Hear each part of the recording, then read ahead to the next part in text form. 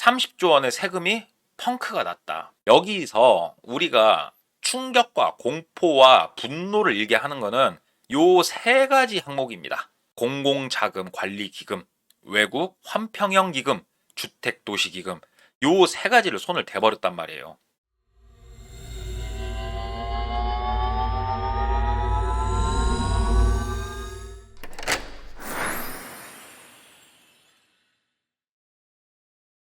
안녕하세요. 잡초근성 이슈라디오 잡초근성입니다. 올해 2024년도 작년에 이어 여전히 세금이 부족하다고 합니다. 나라에서 세금이 부족하면 여러 가지 사업을 진행을 할 수가 없겠죠. 그리고 갚아야 될 돈도 갚을 수가 없을 테고, 이렇다 보니까 펑크가 난 부족한 세금을 충당하기 위해서 어디선가에서 돈을 지금 끌어다가 세금을 충당을 하겠다, 이렇게 이야기가 나온 상황인데요. 세금이 펑크가 난 이유도 황당하고, 이 펑크가 난 세금을 메꾸기 위해서 끌어다 쓴 돈도 정말 화가 나고 황당하고 어처구니가 없어서 오늘 세수 부족에 대한 뉴스로 이야기 시작해 보도록 하겠습니다. 이런 뉴스가 나왔습니다. 세수 결손에 외환 방파제, 서민 호주머니까지 정부가 손을 대버리겠다.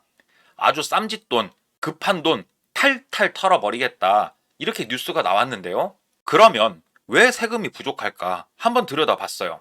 세수 펑크의 원인이 뭐냐. 자, 일단은 작년입니다. 2023년도에는 56조 4천억 원, 약 60조의 돈이 펑크가 났고요. 올해 2024년도에는 30조 원, 현재까지입니다.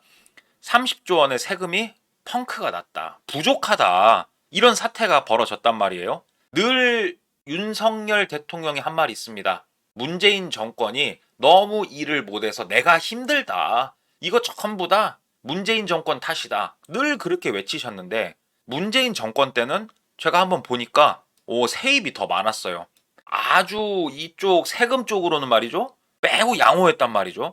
철저하게 윤석열 대통령이 이거는 잘못을 하고 있는 거다. 그러면 무슨 잘못을 했냐? 종합부동산세, 법인세, 금융투자소득세, 이게 이제 부자 감세에 관련된 겁니다. 이런 세금들 전부 다 완화시켰었습니다. 감세 정책을 했단 말이죠. 그래서 부자 감세를 시행을 윤석열 대통령이 한 겁니다. 부자 감세를 하니까 당연히 큰 돈들이 펑크가 빵빵 터지게 되겠죠. 그러면 어찌됐건 정책적으로 감세를 한 거니까 대비책들을 마련을 하고, 기획재정부에서는 그거에 따라서 준비를 잘 했냐? 아니더라 이거예요. 기획재정부 추계 오차율이 14.1%랍니다. 세금이요, 1억 2억도 아니고 몇십조 몇백조가 왔다 갔다 하는 그 세금에서 14.1%는요 말도 안 되는 수치예요. 애초에 정책을 내놓을 때 뒷일은 생각도 아예 안 했다, 이렇게 정확하게 볼 수 있는 건데, 대책이 없는 감세 정책의 결과물이 지금 나오고 있는 거고요. 그러면 어찌 됐건 펑크가 났잖아요. 어디선가에는 이거를 충당을 해야 된다. 그러면 이걸 어디서 충당을 해야 되냐? 가장 첫 번째로 눈을 돌린 곳은, 잠깐 구독, 좋아요 잊으신 거 아니겠죠? 한국은행이었습니다. 한국은행에서 제일 먼저 돈을 좀 끌어다 쓰려고 했어요. 여기 보면은 한국은행 적립금, 요 돈을 제일 먼저 끌어다 쓰려고 눈독을 싹 들였단 말이죠. 이 한국은행 적립금이 뭐냐? 한국은행은 무자본 특수법인입니다. 돈을 찍어내는 곳이 뭐 처음에 자본을 가지고 있을 이유가 없죠. 어찌됐건 무자본이기 때문에 이 적립금이라는 게 손실을 보전하는 유일한 수단이에요. 한국은행도 뭐 이자를 받으면서 시중에 돈을 풀었다가 회수했다 하잖아요. 여기서 이제 이득이 발생을 하고 다른 여러 가지 것들에서 이득이 발생을 하면 적립금으로 차곡차곡 모은단 말이에요. 이 적립금으로요, 경기 침체에는 유동성도 공급하고요, 경기가 과열됐을 때는 회수도 하고 막 여러모로 사용이 되고 있는 돈이에요. 이 돈이 달콤해 보인단 말이지. 그래가지고 몰래 법무법인 태평양에다가 질의를 했답니다. 저기 우리 한국은행 적립금 이거 가져다 써도 될까? 이렇게 물어봤더니 뭐라고 나왔냐? 현행법상 사용하기 어렵다고 생각된다. 20조 원이 넘는 한국은행 돈 끌어다 내가 한번 써보려고 하는데 어때? 물어봤더니 법상 안 된다. 그런 생각 하지도 말아라. 이렇게 답을 딱 들은 거예요. 아, 이제 머리가 아프죠. 아, 그 꿀 같은 돈 갖다 좀 쓰고 싶었는데 아쉽다. 근데 왜 처음부터 알아본 곳이 한국은행이었을까? 답은 간단합니다. 국회 눈치 안 봐도 되거든요. 지금 대통령실은 국회하고 무슨 이야기 자체를 하기가 싫은 거예요. 그래서 한국은행 돈을 먼저 손을 댔으나 실패를 했다. 그래서 이제 머리를 싸매고 고민을 했죠. 야, 이거 어디서든 좀 끌어서 땡겨봐. 우리 돈 좀 긁어 모아봐. 이미 생각을 해서 내린 결론이 뭐였냐? 지금 보시는 표의 내용과 같습니다. 여기서 우리가 충격과 공포와 분노를 일게 하는 거는 요 세 가지 항목입니다. 공공자금관리기금, 외국 환평형기금, 주택도시기금, 요 세 가지를 손을 대버렸단 말이에요. 요 세 가지에 대해서 제가 한번 설명을 좀 드려보자면, 자, 먼저 공공자금관리기금, 우리가 이름도 모르는 수많은 기금들이 있습니다. 이 기금들하고 우체국 예금과 같은 여러 가지 자금을 통합 관리를 해서 공공 목적에 활용을 하고 있습니다. 94년도부터 신설이 돼가지고 쭉 운영을 해오고 있는데요. 여러모로 국민 경제 발전에 기여를 하는 게 가장 큰 목적입니다. 무언가 더 나은 미래를 위해서 사용이 되어야 하는 돈이다 이 말입니다. 물론 사용처에는 국가 재정 지원도 가능합니다. 뭐 금융시장 안정화, 국민 뭐 경제 발전 이런 거 다 제끼고 제쳐두고 국가 재정 지원을 할 수가 있다. 돈 끌어다가 뭔가 쓸 수는 있다. 다 좋은데요. 애초에 목적이 이게 아니잖아요. 여기에 4조 원을 끌어다 쓸 계획이라고 합니다. 4조 원. 여기에서 금융 안정화, 경제 발전은 아예 생각도 안 하고 있는 거예요. 그냥 일단은 빵꾸난 거 이 돈 갖다가 메꿔 버리는 겁니다. 이렇게 첫 번째 공공자금 관리기금에서 4조 원을 끌어다 쓰고, 자, 그 다음 외국 환평형 기금. 이거 엄청 중요한 돈이거든요. 일명 외평채입니다. 외평채.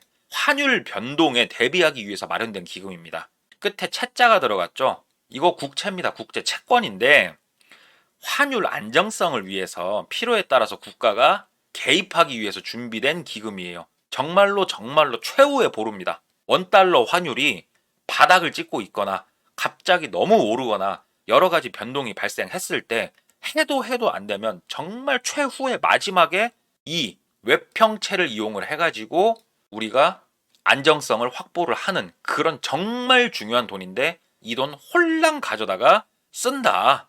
얼마를 쓰냐? 4조 원에서 6조 원을 여기서 빼다 쓸 계획이다. 지금 원달러 환율이요. 1,400원을 넘어가네 안 넘어가네 지금 그러고 있거든요. 미치고 환장하는 이 시기에 이 돈을 홀랑 가져다 쓴다. 우리나라 수입 수출이 정말 중요하거든요. 아, 진짜로 뭐 미래는 생각을 안 하는 것 같아요. 정말로 이해를 할 수가 없는 돈들을 지금 끌어다 쓰고 있는 거고, 그 다음 주택 도시기금. 와, 여기서 분노가 폭발을 해버리는 거예요. 서민들의 주거 복지, 도시 재생 사업에 사용해야 되는 기금이다. 우리 이사 가거나 집 사고 할 때 디딤돌 대출 막 이런 거 쓰지 않습니까? 이런 주택에 관련된 대출에 직접적인 재원이 되는 그런 돈입니다. 우리 청약 통장 만들잖아요. 아니 뭐 아파트 분양 받으려면 청약 통장에 돈을 몇 년 이상 부어야 되네 어쩌네 막 그랬단 말이에요. 이게 원래 10만 원이었어요. 매달 내는 게 최고가. 그런데 저번 달에 25만 원으로 갑자기 올리더라고요. 왜 그러나 싶었는데 역시 이유가 있었습니다. 우리가 낸 이 청약 통장에 쌓인 돈들 있죠. 이게 이제 주택도시기금하고 물려있단 말이에요. 여기 있는 돈 끌어다 쓰려고. 와, 뭐 깡패입니까? 양아치입니까 이거? 부동산 시장을 안정화를 하는데 이 돈을 써도 모지랄 판에 세금 빵꾸를 메꾸는 데 쓰고 있으니 미치고 환장하죠. 여기서 2조 원에서 3조 원 갖다 쓴다고 합니다. 아, 정말 이거는 욕해도 돼요. 진짜 욕이 나와요, 욕이. 그러면 지금 제가 설명드린 1, 2, 3번만 문제냐? 엄청나게 큰 문제가 또 있어요. 자, 그 외 지방교육 재정교부금. 이미 주기로 한 돈 안 줘가지고요. 15조 원이나 돈을 안 준 상태래요. 뭐 고교 무상교육부터 시작해가지고 교육 전부 다 줄 취소하고 있고요. 만약에 어린이들이 집에 있다라고 하신 분들은 잘 아실 거예요. 어린이집이나 유치원 이런 곳들에 지원되는 돈들, 그 다음에 초등학생들 늘봄학교, 그 다음에 인공지능 디지털 교과서 같은 차세대 교육에 관련된 모든 예산을 축소해버렸습니다. 아니 애 낳아서 애 잘 키우래며, 출산 장려한다며, 뭐 이런 개 말 같지도 않은 이런, 아이고 정말로 답답하기 짝이 없습니다. 지방자치단체에 내려간 예산도 엄청 삭감을 한답니다. 이게 뭐 나라가 이게 정상적으로 돌아가는 게 맞나? 다 제쳐두고요. 교육은 손대지 말아야지. 교육은 백년지대계라고 했습니다. 100년 앞을 내다보고 우리가 정말 최선을 다해서 아이를 가르치는데 모두 노력을 기울여도 모자람이 없다. 이런 게 교육인데 교육에 들어가는 돈까지도 전부 다 끌어다가 세금 메꾸는데 사용을 해버린다. 이런 말 같지도 않은 행태가 지금 벌어지고 있는데요. 정리를 해봤습니다. 자, 정부 재정에 기금 의존도를 높여버렸습니다. 이 말인즉슨 재정 건전성이 훼손돼 버렸다. 재정 건전성도 훼손이 됐고 사회 곳곳에 돈이 흘러 들어가서 여러 가지 개발 사업도 이루어지고 여건도 개선이 되고 여러모로 그렇게 바뀌어야 되는데 이런 돈들이 안 들어가잖아요. 경제 성장률 당연히 아주 부정적으로 흘러가 버리겠죠. 그리고 아까 말씀드렸다시피 지방정부에 흘러가는 돈도 매우 줄어드니 운영이 어려워져 버립니다. 교육은 개판 나버렸고요. 뭔 교육이야, 교육은. 지금 진짜 웃겨요. 제일 중요해, 이게. 어떻게 보면 교육이. 교육은 개판 났고요, 어찌됐건. 국가 신용등급에도 악영향 끼치죠. 카드 돌려막기 하고 있는데 누가 신용도를 좋게 보겠습니까? 부동산, 국민복지 전부 다 개판됐고요. 사회 전반적으로 퇴보를 해버렸습니다. 대책이 없고 미흡한 감세 정책을 펼친 결과물입니다. 이게 참나. 정말 이게 한숨밖에 안 나오는데요. 제가 이거 방송을 녹화를 하면서도 우리 대통령께서 처음 취임할 때 이런 말씀을 하셨습니다. 우리는 국민의 공복이고 머슴이고 유능한 정부가 아주 중요하다. 이렇게 말씀 주셨어요. 우리 대통령님께서. 유능한 정부 맞죠? 유능하죠. 우리 정부. 무능하지 않을 거예요. 진짜 유능한 거 맞죠? 국민의 머슴 맞죠? 상전 같아서 제가 지금 착각하는 걸 거예요. 저만 착각하는 것 같아요. 저만 국민을 머슴으로 보고 무능한 정부 같은데 저만의 착각이겠죠. 예. 대통령께서는 유능한 정부, 국민의 머슴이 되시겠다. 이렇게 말씀을 하셨는데 지금 세수 펑크 나고 펑크난 세금을 메꾸기 위한 행태를 보아하니 저는 그렇게 생각이 안 돼서 오늘 아무튼 세금에 관련된 이런 이야기를 전달을 드렸고요. 구독, 좋아요 한 번씩 제발 부탁드리겠습니다. 열심히 영상 만들면서 저에게 정말 큰 힘이 되고 있으니까요. 한 번씩 부탁드리겠고요. 아래 보이는 메일 주소로 여러 가지 사건들이 있다고 하면은 제보 부탁드리겠습니다. 오늘도 좋은 하루 되시고요. 저는 다음 시간에 또 찾아뵙도록 하겠습니다. 이상 잡초근성이었습니다. 감사합니다.